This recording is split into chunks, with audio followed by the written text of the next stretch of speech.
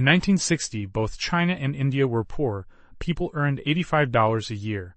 By 2024, one country's GDP per capita had exploded to over $2,600.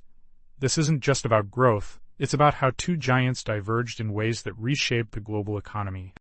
Geography doesn't tell the whole story, but it sets the stage. China and India are neighbors, yet their physical and political settings shaped their paths in wildly different ways. This map reminds us that every data point comes from two distinct worlds. Same indicator, same definition, very different picture across China and India. China currently posts 18.7 trillion, India's at 3.9 trillion.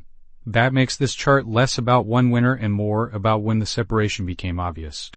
China exports $3.8 trillion worth of goods and services, nearly 5 times India's $827, but the real question isn't just who's bigger, it's how they got there, and why one accelerated while the other lagged.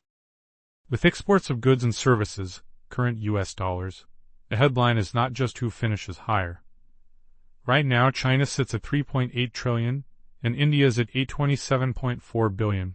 What makes the chart useful is the path between those two endpoints: steady separation, a late burst, or a slow catch-up. China's tertiary school enrollment jumped from 0.1% to 76.9%, over 600 times its size. India's grew too, but only about 7 times. This isn't just about education, it's about who got ahead first and why. GDP per capita, current US dollars, gives the comparison some texture. The latest snapshot favors China at 13,303 over India at 2,694.7.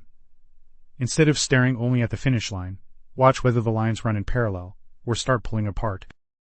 To close the comparison, this chart switches from size to movement for GDP, current US dollars.